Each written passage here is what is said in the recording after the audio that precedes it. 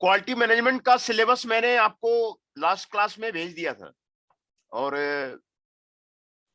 Chain reaction मैंने बताया था, चेन रिएक्शन वो बताया था। आज जो हम लोग डिस्कस करेंगे ना, एडवर्ड डेमिंग का 14 पॉइंट्स फॉर द मैनेजमेंट, है ना। Okay sir. Okay sir. Management का प्रोफेसर एडवर्ड डेमिंग ने जो 14 पॉइंट्स दिए हैं, कौन कौन से पॉइंट्स दिए हैं जिससे कि प्लांट आपको इंप्रूव हो जाएगा। आप प्लांट को इंप्रूव करने की बात कर रहे थे ना, तो यस सर। ये आपको वर्ड प्रोफेसर एडवर्ड डेमिंग ने दिए हैं, और उनको फॉलो करने से, प्रोफेसर एडवर्ड डेमिंग को फॉलो करने से जापान के कई कंपनियों ने काफी ग्रोथ किया, वर्ल्ड के कई कंपनियों ने काफी ग्रोथ किया। तो आप भी प्रोफेसर एडवर्ड डेमिंग के ये 14 पॉइंट्स जो दिए गए हैं उसको अपने कंपनी में लगाइए, और अपने कंपनी को जापानीज कंपनी की तरह जो है क्वालिटी बनाइए, जापानीज कंपनी की तरह क्वालिटी बनाइए, उसी से आपको इंप्रूव होगा। जो जितनी इंडियन कंपनी है ना, उनकी क्वालिटी ठीक नहीं होती है, क्वालिटी मेजर प्रॉब्लम है। मैंने सारे दिल्ली एनसीआर के इंडस्ट्री को मैंने देखा हुआ है।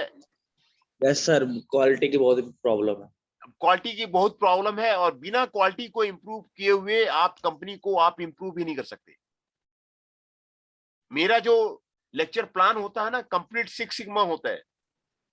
मैं यस सर। हर एक स्टूडेंट का मैं देखता हूँ वो पास कर रहा है कि नहीं कर रहा है। हर एक स्टूडेंट जो है अच्छे स्कोर कर रहे हैं नहीं कर रहे हैं। मैं अपने टीचिंग में पूरा कंप्लीट सिक्स सिग्मा इंप्लीमेंट करता हूँ, एक भी बच्चा हमारे सब्जेक्ट में फेल नहीं होता है। तो यस सर।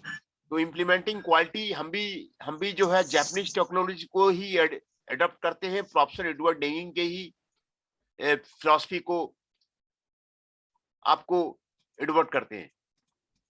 तो ये आपको क्वालिटी चेन रिएक्शन है जो आपको यहाँ पर आपको दिखाया जा रहा है। जो जिस चेन रिएक्शन की हम लोग बात कर रहे थे पिछली क्लास में, हमने चेन रिएक्शन का, क्वालिटी चेन रिएक्शन का बात किया था, है ना।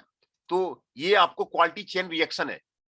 देखिए, जो आपको मैंने पिछली क्लास में बताया था ना, डेमिंग का चेन रिएक्शन बताया था। कस्टमर सेटिस्फैक्शन आपको टॉप में आपको रखना पड़ेगा। मैं भी वही करता हूँ, स्टूडेंट का सेटिस्फैक्शन टॉप पे रखता हूँ।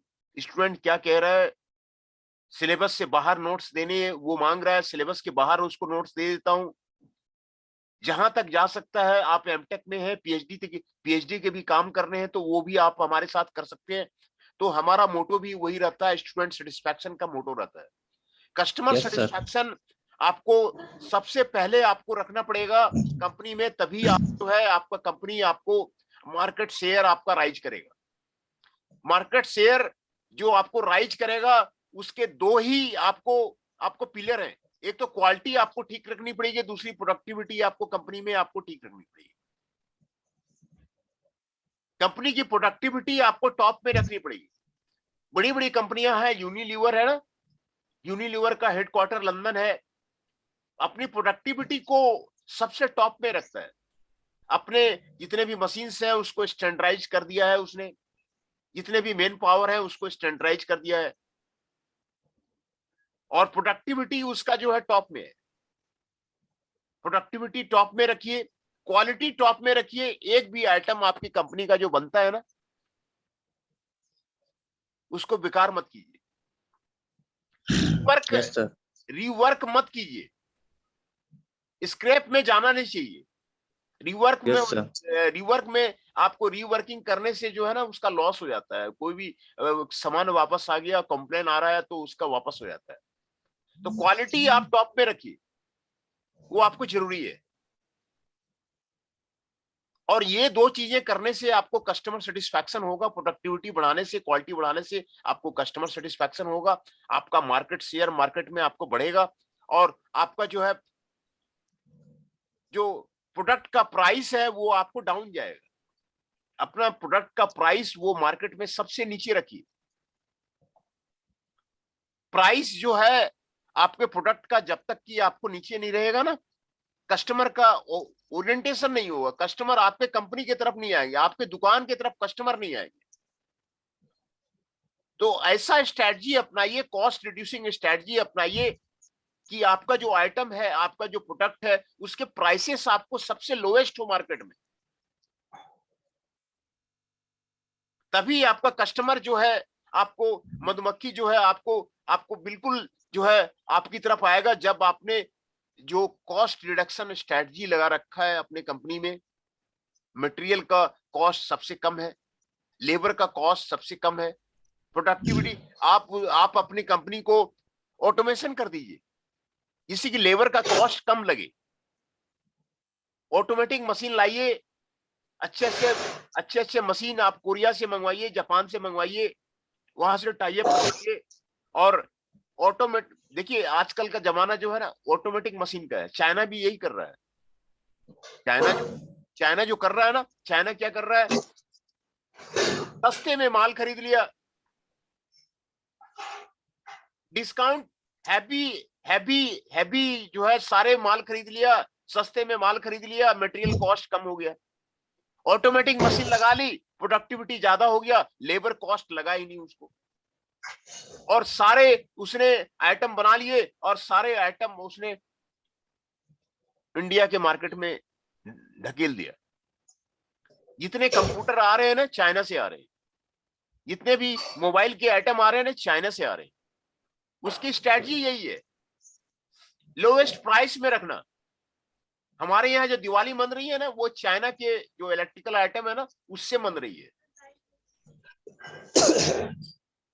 चाइना का सक्सेस का कारण क्या है? चाइना का अब हमारे जितने दिवाली के आइटम है वो चाइना का है। उसका कारण, उसका रूट काउच पकड़िए कि कारण क्या है। उसका उसके उसके जो प्राइसेस है ना, प्राइसेस सबके लो, हाँ प्राइसेस सबसे लोवेस्ट है, कॉस्ट जो है ना उसके लोवेस्ट है। दिवाली हम नहीं मना रहे, दिवाली चाइना मना रहा है। बात को समझिए, बात को समझिए मैं क्या बोल रहा हूं। हम अपने दिवाली के लिए अपने आइटम नहीं तैयार कर पा रहे, वो हमें चाइना से लेना पड़ रहा है।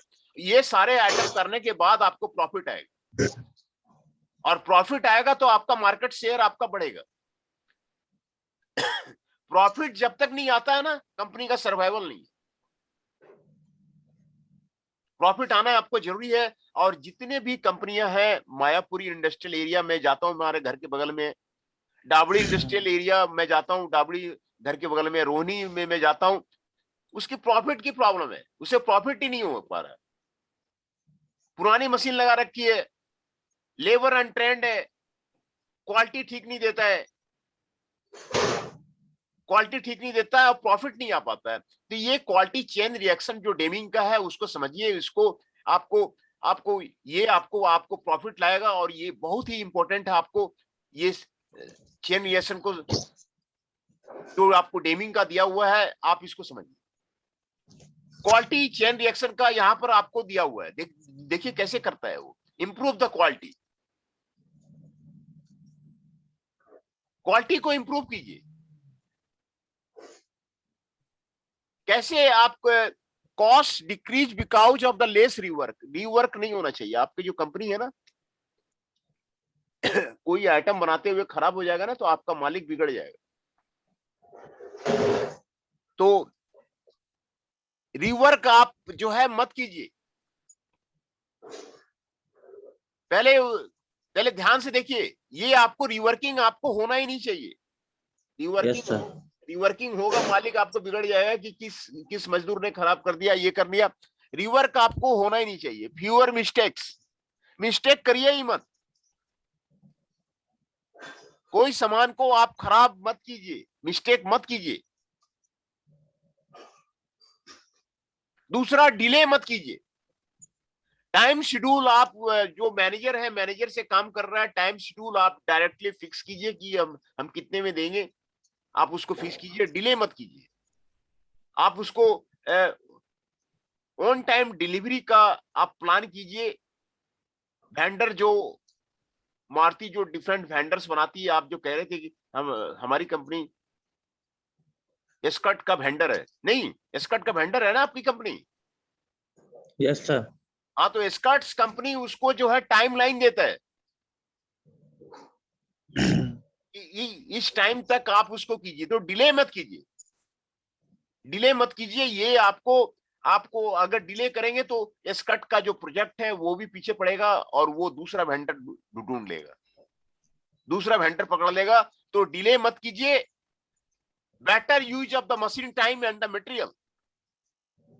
मशीन टाइम का आप बेटर यूज कीजिए, मशीन को एक्सप्लॉइट कीजिए। मैं सिंगापुर गया था ना, सिंगापुर में भी वही करते थे। वो करता क्या है कि रात भर मशीन चलवा देता है,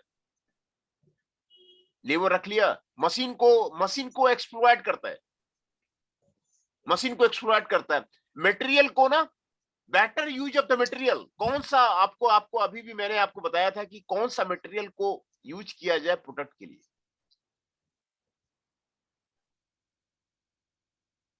वो बहुत ही इंपॉर्टेंट है। आजकल आपको फाइबर मटेरियल आ रहा है, कहाँ बन रही है? आयरन की गाड़ियां कहाँ बन रही है? कोई भी पार्ट जो ऑटोमोबाइल के जो पार्ट है वो आयरन का नहीं है, फाइबर एमएस के कंपोजिट। हैं। हाँ, फाइबर कंपोजिट के बन रहे हैं। आप ये एमएस माइल्ड स्टील, हैं? माइल्ड स्टील के भी होते हैं सर। माइल्ड स्टील का नहीं है ना अब। माइल्ड स्टील देखो, वो दरवाजे वगैरह में लगते हैं, वेल्डिंग वेल्डिंग होती है, वो बन रही है। लेकिन जो आइटम, जो प्रोडक्ट बन रहा है मार्केट में, आप कंप्यूटर का कोई भी पार्ट देख लीजिए, आप कंप्यूटर का जो स्टेबलाइजर है उसका पार्ट देख लीजिए, वो कंपोजिट मटेरियल का बना हुआ है। आप अपना चश्मा देख लीजिए, चश्मा आपका कंपोजिट मटेरियल का बना हुआ है, फाइबर कंपोजिट का बना हुआ है, कार्बन फ्रेम उसको बोलते हैं। और जो मैकेनिकल लाइन में कौन सा मटेरियल यूज होता है? मैकेनिकल लाइन में मतलब क्या कह रहे हैं आप? जैसे मेरी कंपनी ऑटोमोबाइल की है तो उसमें कौन सा मटेरियल है? ऑटोमोबाइल में कौन सा पार्ट्स बना रहे हैं आप? जैसे कि फुटस्टेप, एक्रेलिक शीट नहीं, और उसका थोड़ा ना फोटो भेजिए हमें, क्या जो है उसमें बना रहे हैं। एक्राइलिक सीट सर वगैरह भी, जो आप एक्राइलिक सीट का मतलब प्लास्टिक हो गया। नहीं नहीं, प्लास्टिक नहीं है सर, वो आयरन का ही है पूरा। एक्राइलिक नाम बोल रहे हैं आप तो, एक्राइलिक सीट बोल रहे हैं तो वो तो प्लास्टिक है। एक्राइलिक नाम तो प्लास्टिक है। आप फोटो भेजिए उसका। ठीक है आयरन सर, भी, फोटो भेज। हाँ, माइल्ड स्टील का नहीं होगा वो। हमें लग रहा है कि आप जो बोल रहे हैं ना, वो वो एसएस ट्यूब यूज होती है। वो टीन का एलॉय होगा। हाँ, एसएस ट्यूब भी यूज होती है। और वो जो बोल रहे हैं ना आप, माइल्ड स्टील नहीं होगा, वो टीन का एलॉय होगा। ओके। टीन का एलॉय होगा या दूसरा मटेरियल होगा। आप उसको फोटो भेजिए, मटेरियल को पता कीजिए कि वो कौन सा मटेरियल का है। आप उसमें कौन सा मटेरियल यूज कर सकते हैं, और आपका प्रोडक्ट आपको इंप्रूव हो जाए। मटेरियल आपको मेजर आपको कारण है सक्सेस का। Yes sir. मेजर कारण है सक्सेस का। आप उसको मटेरियल को, ऐसा मटेरियल लीजिए कि आपका प्रोडक्ट आपको नया हो जाए, प्रोडक्ट यस डेवलपमेंट सर। आपको नया हो जाए। और ये सारे आपको करने से क्या होगा ना, आपको प्रोडक्टिविटी आपको इंप्रूव हो जाएगा। जब आपका प्रोडक्टिव इंप्रूव हो जाएगा, क्वालिटी इंप्रूव हो जाएगा, तो आप कैप्चर द मार्केट। आपके जो जहां स्कर्ट्स भेजती है ना, स्कर्ट्स के, वो बोलेगा कि स्कर्ट बोलेगा कि आप 2 आइटम बना रहे थे, और 2 आइटम आप ले लीजिए, और 2 आइटम और मेरा बनाइए। तो आप स्कर्ट्स को कैप्चर कर लेंगे। Yes sir. तो जो मार्केट आप कैसे कैप्चर करेंगे? महिंद्रा सर, महिंद्रा को भी देती है हमारी कंपनी प्रोडक्ट। अच्छा, महिंद्रा को भी देती है। हाँ, तो महिंद्रा मैं, हो गया, आईटीएल, आईटीएल हो गया, बहुत सारे हैं। आईटीएल हो गया, महिंद्रा हो गया, इंडोफार्म हो गया। हाँ, तो वो सबको वेंडर्स दे। के भी नाम पता कीजिए। वेंडर हाँ, सबके सिलेक्शन पता है। में हमारी जो पीएचडी है वो वेंडर सिलेक्शन में है। कौन सा वेंडर कौन सिलेक्ट होगा? हमारी फर्स्ट पीएचडी है सप्लाई चेन में, वेंडर सिलेक्शन में, वो इंडिया में हुई है। First PhD from India. तो अपनी में सर थीसिस में वेंडर के नाम भी लिखूं, कौन कौन से वेंडर हाँ, को हम बिल्कुल प्रोडक्ट बिल्कुल, दे, बिल्कुल बिल्कुल। है ना? हाँ, बिल्कुल बिल्कुल, वो आपको वेंडर डेवलपमेंट आपको बहुत काम आएगा। वो आपको कौन सा वेंडर से टाई अप रखना है, वेंडर रिलेशनशिप क्या करना है, उस पे आपको काम आएगा। और सोनालिका, सोनालिका के ट्रैक्टर जो हाँ, है वो सोनालिका भी के बनते ट्रैक्टर, हैं। बहुत बहुत अच्छा ट्रैक्टर आता है उसका, स्वरा- सोनालिका का। स्वराज, एक स्वराज हो गया। हाँ हाँ, बिल्कुल बिल्कुल बिल्कुल। तो वेंडर्स के नाम भी आप जो है लिखना शुरू कीजिए कि वेंडर्स कहाँ कहाँ से आते हैं। ये सारे टैक्टिक्स अपनाइएगा, तभी आपके जो ओनर है ना, वो आपको हैप्पी हो जाएंगे। Yes sir. है ना? आप भी देखे होंगे, जब से आप एक्लोन में हैं, मैं भी एक्लोन में हूँ, यस सर। और एक्लोन में मैनेजमेंट ने हमें बोर्ड ऑफ डायरेक्टर में रख लिया यस सर। है ना, बोर्ड ऑफ डायरेक्टर में रख लिया है कि कोई भी काम आता है ना, अभी जो नए डायरेक्टर आए हैं ना वहां पे, यस सर। वो उसके इंटरव्यू में मैं गया हुआ था, प्रभात अग्रवाल साहब हमें बुलाए हुए थे कि अच्छा, इंटरव्यू लिया था।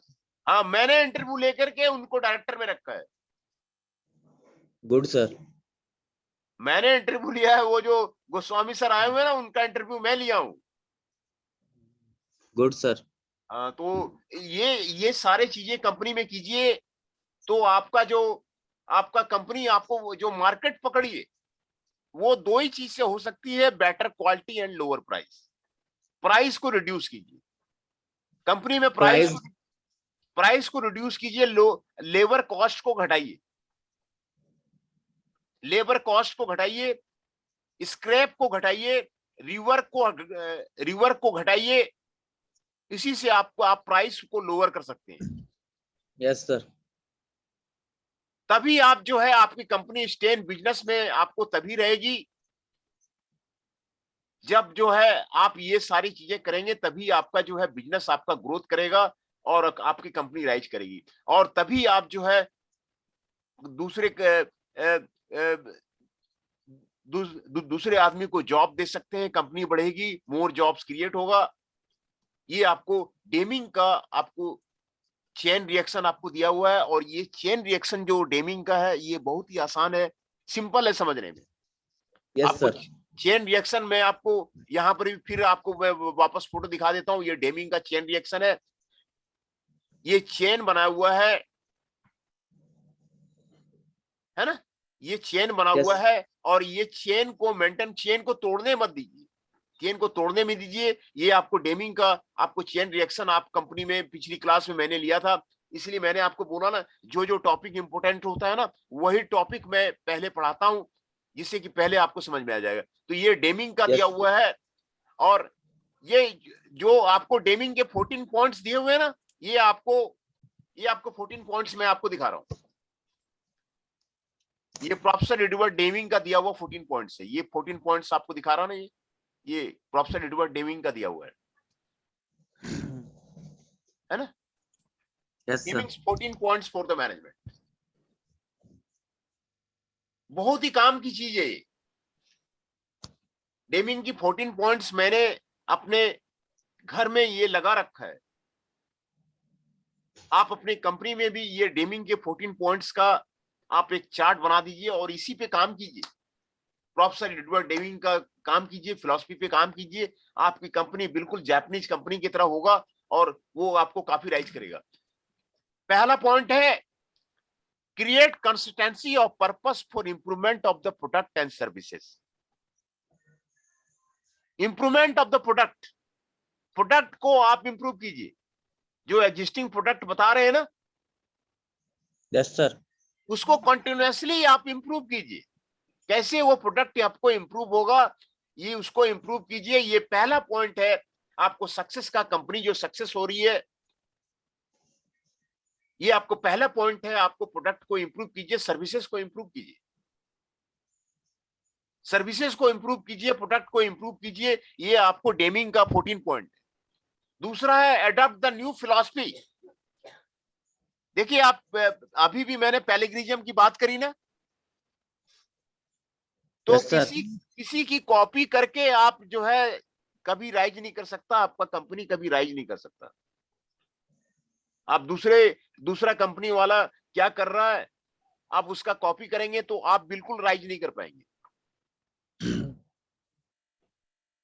है ना। Yes sir. तो एडॉप्ट द न्यू फिलॉसफी, आप अपना न्यू फिलॉसफी लगाइए और आप उसको राइज कीजिए। न्यू फिलॉसफी लगाइए, न्यू फिलॉसफी को अडॉप्ट कीजिए। वो नई चीज होनी चाहिए। आप जो थेसिस लिखेंगे नई होनी चाहिए, जो रिसर्च पेपर लिखेंगे नहीं होगा, तभी वो पब्लिश होगा, नहीं तो पब्लिश नहीं होगा। मैं पहले बता दिया, पहले आपको बता दिया कि आपको नई नई प्रॉब्लम लेके आना पड़ेगा और नया मेथोडोलॉजी लेके आना पड़ेगा, तभी आपका रिसर्च पेपर आपको पब्लिश होगा, तभी आपको एमटेक की डिग्री मिलेगी। मैं आपको आपको आपको सर आपको तभी एमटेक की डिग्री मिलेगी। मैं आपको अभी से आपको वार्न कर दिया, नोटिस दे दिया आपको। कि मतलब थीसिस होनी हाँ चाहिए है? हाँ, थेसिस होना चाहिए एक। आपको 4 रिसर्च पेपर लिखने हैं। 4 रिसर्च पेपर में एक रिसर्च पेपर तो पब्लिश होना ही चाहिए। मिनिमम रिक्वायरमेंट एक रिसर्च पेपर का है, तभी आपका थेसिस पास होगा, नहीं तो आपका थेसिस पास नहीं होगा। जो वो रिसर्च वाईएमसीए की, पेपर में हेल्प करना आप, है ना? हाँ वाईएमसीए की गाइडलाइंस में आपको बता दिया। मैं कह रहा हूँ आप हेल्प करोगे ना मेरी रिसर्च में तो? हाँ वो सारा मैं हेल्प करूंगा। ओके सर, है ना? बताना कैसे कैसे बना, है ना? हाँ बिल्कुल बिल्कुल बिल्कुल। तीसरा है सीज एक दिन डिपेंडेंस ऑन एक मास इंस्पेक्शन। मैं कह रहा हूँ एक दिन मैं आपके घर पे ही आ जाऊंगा, मैं पूरा हाँ समझ बिल्कुल आ लूंगा जाइए, आपसे। घर पे आ जाइए, कभी आ जाइए, घर पे आ जाइए। हाँ, थोड़ा कोरोना ठीक हो जाए तो संडे को आता हूँ मैं आपके घर, है ना? हाँ और दिल्ली में किस जगह रहते हो? दिल्ली में जनक सिनेमा है ना, जनक सिनेमा देखा है आपने? ये कौन सा मेट्रो स्टेशन है? ये Janakpuri, Janakpuri waste metro station है, डाबरी के पास है ये। अच्छा, एड्रेस मेरे को भेज देना, मैं आ जाऊंगा, है ना सर? हाँ बिल्कुल बिल्कुल बिल्कुल बिल्कुल बिल्कुल आ जाइए। ये डाबरी मेट्रो स्टेशन बोलिएगा, डाबरी मेट्रो स्टेशन के पास में आप आ जाइएगा। रिसर्च के लिए ही आऊंगा सर, रिसर्च पेपर कैसे लिखना है, हाँ क्या वो करना करना है। ही पड़ेगा आपको, लिटरेचर रिव्यू करना ही पड़ेगा और रिसर्च पेपर लिखना ही पड़ेगा। पहले से मैं आपको नोटिस कर दिया, नहीं तो आपका फेल हो जाएगा। पिछली बार जो लड़का एमटेक कर रहा था ना, शाही, हाँ। शाही को कौन? जानते हैं आप? शाही को जानते हैं? शाहिद? शाहिद? शाही शाही को? शहजाद? नहीं नहीं, शाही शाही, राहुल कुमार शाही। नहीं सर, मैं नहीं जानता। उसका भी यही यही केस हुआ था, उसको मैंने हटा दिया था फिर गाइड से। वो कहता था हमारे पास की प्रिंट लेने के लिए पैसे नहीं है, किसके लिए पैसे नहीं है? पेपर को प्रिंट लेने के लिए पैसे नहीं है हमारे पास, लिटरेचर रिव्यू के लिए पैसे नहीं है। तो फिर वो बाद में मैंने उसकी बहुत हेल्प करी, बहुत पेपर भेजा, लेकिन वो किया नहीं, वो रिसर्च पेपर निकाला नहीं। तो मैंने अपने गाइड से उसको हटा दिया था, राहुल कुमार साई को। कोई नहीं सर, आप मुझे गाइड करना, मैं पूरा वो करूंगा। हाँ आप जो है मन लगा करके अभी से काम शुरू मेरा तो कीजिए। पता ही है सर आपको, हाँ बीटेक में भी पढ़ा है। हाँ बिल्कुल बिल्कुल, आप तो बहुत अच्छे स्टूडेंट हैं, यस सर। है ना? तो यस सर। तीसरा जो आपको डेमिंग ने दिया है ना, cease dependent on the mass inspection. Mass inspection मत कीजिए। मास इंस्पेक्शन कंपनी में आप क्वालिटी में है ना, मास इंस्पेक्शन यस मत सर, कीजिए। तो सैंपलिंग करते हैं सर, आप जैसे बस कि बस हमारे। बस एक दो सैंपल पकड़ लीजिए। अगर सैंपल खराब हुआ ना, तो जो हम्म। प्रोडक्शन मैनेजर है ना, उसकी झाड़ लगा दीजिए, उसको डंडा मारिए, यस दो सर। चार डंडा मारिए कि ये कहां से निकल गया है। Yes sir. मैं भी क्वालिटी इंस्पेक्टर रहा हूं मल्टीनेशनल कंपनी में। Yes sir. Quality quality quality inspector रहा हूं मैं भी रहा हूं। और कई कंपनी के लिए, टाटा वगैरह के लिए ना, रेडिएटर बनाया तो है सर मैंने। आपने आपने जॉब करी थी क्या पहले? हाँ रेडी वाटर है ना, रेडिएटर, यस सर। रेडिएटर देख रहे हैं ना? रेडिएटर कंपनी में यस। मैं रेडिएटर कंपनी पूरी बैठाया हूँ, पूरा सेटअप करवाया यस हूँ। सर। रेडिएटर कंपनी का वो सारा कंपनी जो है आपको जर्मनी का था। जर्मनी से सारे सामान आते थे, जर्मनी का सारे मशीन आते थे, जर्मनी का वो सारा ये आता था। और रेडिएटर कंपनी मैंने मैंने खुद सेटअप कराई है। तो आप यस मास सर। इंस्पेक्शन मत कीजिए। Yes sir. एक दो सैंपल पकड़ लीजिए, सैंपल ठीक है तो ओके कर दीजिए, सैंपल अगर खराब है तो प्रोडक्शन मैनेजर को झाड़ लगाइए, डंडा मारिए, दो चार डंडे मारिएगा तो फिर वो ठीक हो जाएगा। डंडा मारना जो है ना आज की डेट में, वो आपको आपको जरूरी है। तो मास यस सर। इंस्पेक्शन, डेमिंग भी यही कहता है कि मास डिपेंडेंसन मत कीजिए, है ना? चौथा पॉइंट है, yes. In the practice of the awarding business on price tag only. पांचवा पॉइंट है, constantly and for ever improve the system of the production and services. Constantly improve, जो प्रोडक्शन का जो आपका सिस्टम है ना, उसको इंप्रूव यस कीजिए। सर। कैसे प्रोडक्शन प्रोसेस आपको इंप्रूव होगा, जो सर्विसेज का आपको जो सिस्टम है वो आपको कैसे इंप्रूव होगा, वो कॉन्स्टेंटली आप जो है इंप्रूव कीजिए। कॉन्स्टेंटली आप, ये आपको कॉन्स्टेंट प्रोसेस है। जापान जो राइज कर रहा है ना, वो इसी से राइज कर रहा है। वो कॉन्स्टेंटली किसी काम को करता है। बाप मर गया तो उसका बेटा करता है, बेटा मर गया उसका पोता करता है, इसी से वो उसका जो इंप्रूव होता है। ये कांस्टेंट यस प्रोसेस है, ये जो है ना यस सर। कांस्टेंट प्रोसेस है। ये कोई आप रोम, इटली का रोम एक दिन में नहीं बन गया है। तो ये कॉन्स्टेंटली आप अपने कंपनी को इंप्रूव कीजिए और सिस्टम को इंप्रूव कीजिए, सर्विसेज को इंप्रूव कीजिए। उसी से जो है आपका जो है इंप्रूव होगा। तो ठीक है, आपका आज आज आज लेक्चर खत्म करते हैं। फिर आप कह रहे थे 9:30 बजे हमें जाना है। कोई नहीं सर, 10 मिनट्स और पढ़ा दो, थोड़ा लेट चला जाऊंगा। अच्छा ठीक है, ठीक है, ठीक है, ठीक है। तो ये कॉन्स्टेंटली जो है आप इसको इंप्रूव कीजिए। आपको छठा मेथड है ना, इंस्टीट्यूट हाँ, modern methods of the training on the job. ये मेथड कंप्लीट कर दीजिए आप, है ना, 14 पॉइंट्स। 14 पॉइंट्स में आपको कंप्लीट कर देता हूं। Institute modern methods of the training on the job. India को क्यों मार खा रहा है? इसकी जो कंपनियां जो मैंने आपको बताई नहीं, ये कई कंपनियों में गया हूं, ये ट्रेडिशनल मेथड को यूज करते हैं, ट्रेडिशनल प्रोसेस को यूज करते हैं। लेथ चला रहे, अरे लेथ कहाँ चला रहे, वो अब तो सीएनसी आ गया है, कितने तरह के सीएनसी आ गए हैं। CNC yes lathe sir. आ गए हैं, सीएनसी लेथ आ गए हैं, सीएनसी मिलिंग आ गए हैं, और कितने तरह की जो सारे मशीनें सीएनसी हो गए। ये आपको पुराने मशीनें के, ट्रेडिशनल मशीन के पीछे पड़ा हुआ है। जो आपकी कंपनी है ना, कंपनी में मॉडर्न मशीन होनी चाहिए। वर्ल्ड की जो बेस्ट मशीन है वो आपको होनी चाहिए, तभी आपका कंपनी सक्सेस करेगा। Yes sir. मॉडर्न मेथड नहीं रखेंगे ना, तो आप कंपटीटर से compete नहीं कर पाएंगे। कंप्यूटर जो है ना आगे बढ़ जाएगा, आपका आपका आगे बढ़ जाएगा, उससे आप जो है compete नहीं कर पाएंगे। तो ये आपको मॉडर्न मशीन, आपको वर्ल्ड का बेस्ट मशीन आपको कंपनी में आपको रखना आपको जरूरी है।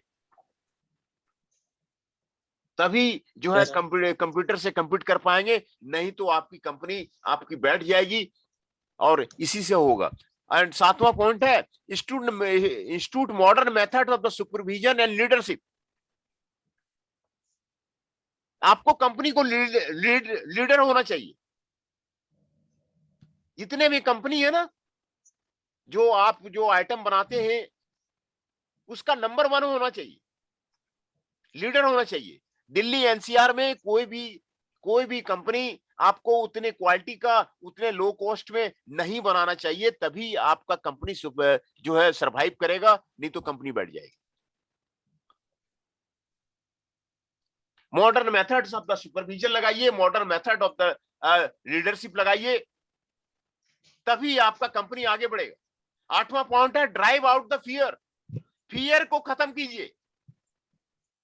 बहुत अच्छा आपको दिया हुआ है, किसी भी कंप्यूटर कंपनी से डरने की बात नहीं है। Drive out the fear. अच्छा काम करते हैं फिर डरना क्यों है? Yes sir.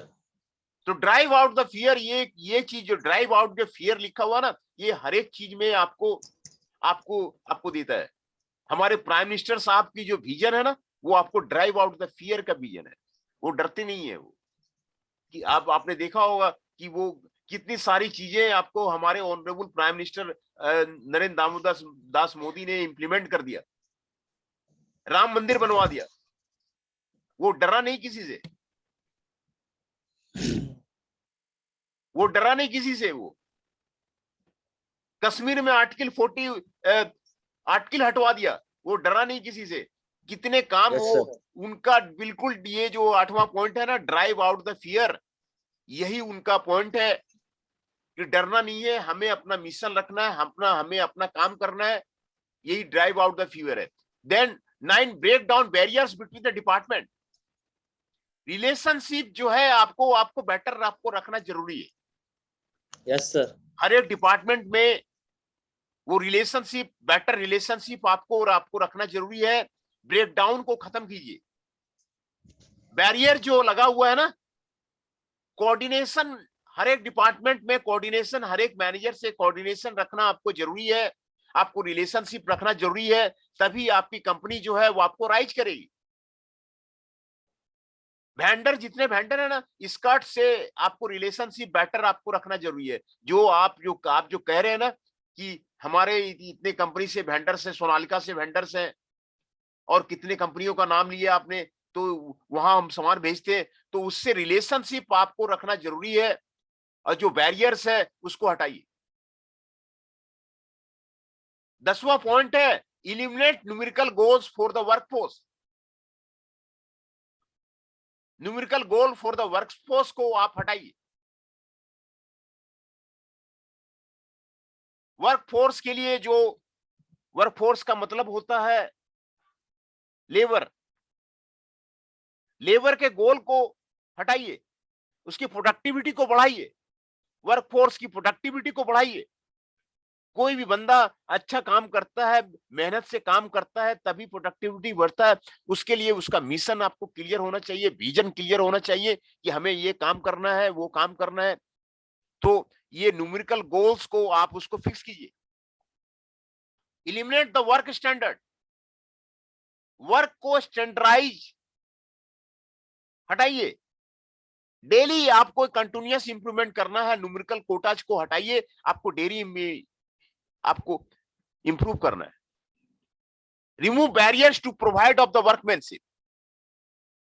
वर्कमैनशिप का जो बैरियर है, आपको लेबर का जो बैरियर है, एक अच्छा प्रोडक्शन मैनेजर को लीडर होना चाहिए। वो सबको सुबह सुबह आकर के सभी वर्कर को वो समझाए कि क्या करना है, नहीं करना है। ये बैरियर को हटाइएगा, तभी आपको प्रोडक्टिविटी बढ़ेगा। एंड 13 पॉइंट है institute a vigorous program of education and training for the everyone.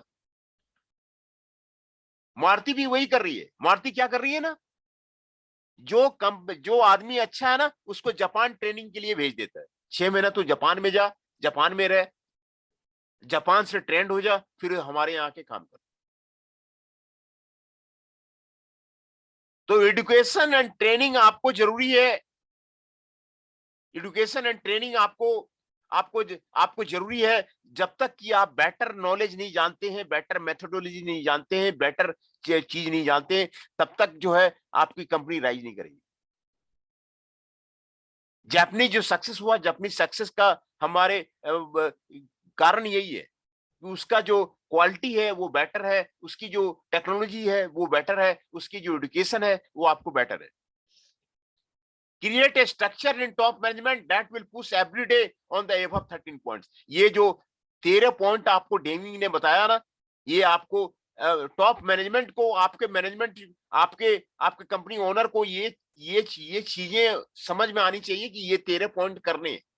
आप उनको सर थीसिस में, सर ये हम थीसिस में लिख सकते हैं ये पॉइंट्स? हाँ बिल्कुल बिल्कुल, आप इसी पे कीजिए ना, ये पॉइंट।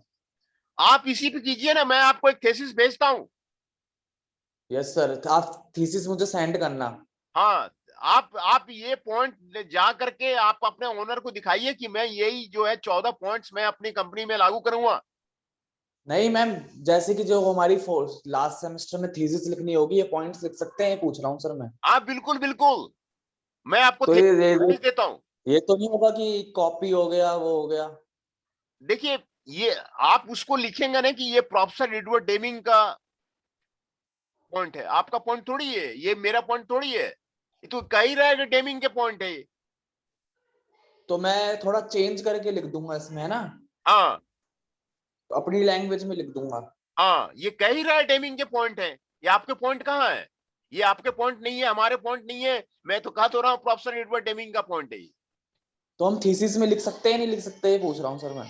हाँ बिल्कुल लिख सकते हैं, आप इसी पे कीजिए ना। इंप्लीमेंटिंग एडवर्ड डेमिंग्स 14 पॉइंट इन, कौन सा कंपनी बताया था आपने? इन इन इंजीनियर्स लिमिटेड, इन इंजीनियर्स लिमिटेड, है ना? डीपी इंजीनियरिंग, हाँ डीपी इंजीनियरिंग लिमिटेड। हाँ, implementing okay sir. implementing Deming's 14 point in the engineers limited, sector 24, Faridabad. Okay sir. और ये 14 पॉइंट्स आप उसको दिखा दीजिए, आप इस पे एक रिसर्च पेपर तो आप निकाल ही सकते हैं। आप इसमें एक रिसर्च पेपर आपको, आप जो है आपका निकाल ही सकते हैं, वो रिसर्च पेपर आपका निकल जाएगा।